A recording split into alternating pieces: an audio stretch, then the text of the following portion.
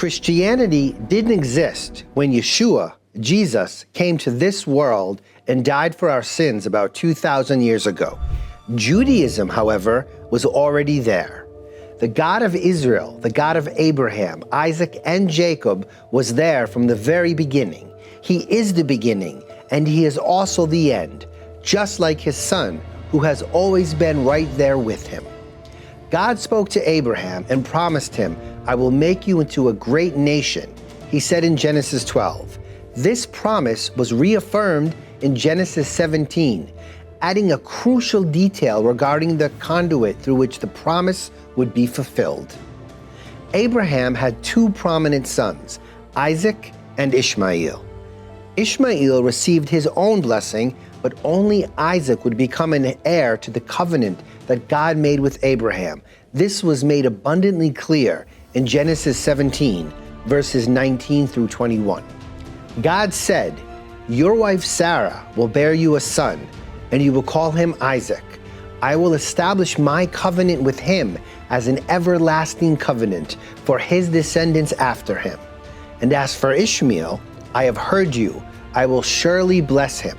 I will make him fruitful and will greatly increase his numbers. But my covenant I will establish with Isaac." Later came Jacob, Abraham's grandson and Isaac's son. Jacob had a divine encounter with God, who blessed him and gave him his new name, Israel.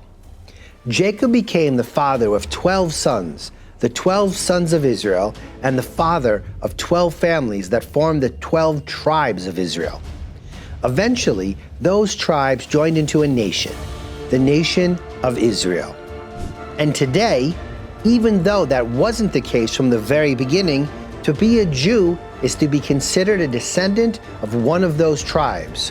Or in other, more grandiose words, to be a Jew is to be the fulfillment of God's promise to Abraham. "I will establish my covenant between me and you and your descendants after you in their generations, for an everlasting covenant, to be God to you and your descendants after you." So, you see, the fact that some 9 million Jews live in a state that is called Israel is not a mistake, and it is not a coincidence. No. With God, there are no coincidences. Everything is part of a plan. But what is the point in saying it? If you've read the Bible, you probably already know all of this. You know that Israel is important, and you know that God has prepared a special role for the Jewish people. Well, as you may have already figured out from reading the title, the purpose of this video is not to maintain the distinction between Jew and Christians, but to suggest a much more appealing alternative. Now, this alternative has always been there, right in front of us. Christians and Jews, God-fearing people, Bible readers from wherever we are. Well, not quite.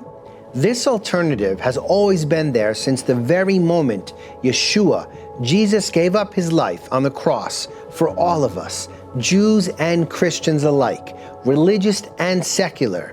It does not matter anymore. For God so loved the world that he gave his only begotten Son, that whoever believes in him should not perish but have everlasting life. Love for the world means love for all people, since we know that the love of earthly possessions and habits must not be our objective. So God gave his only Son for the world, for all people, for anyone who has faith and believes in him.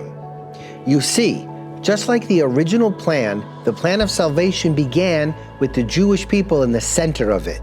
And just like the covenant that God established with Abraham from the very beginning was born for the sake of the world and not only for one nation, so was the new covenant, the one established through Jesus, Yeshua, designed for the sake of all people, not only for Israel.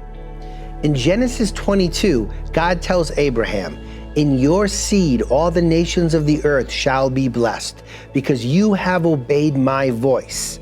And from John 3:16, we learn that God so loved the world that he gave his only begotten Son, that whoever believes in him shall not perish, but have everlasting life. all the nations of the earth. God so loved the world.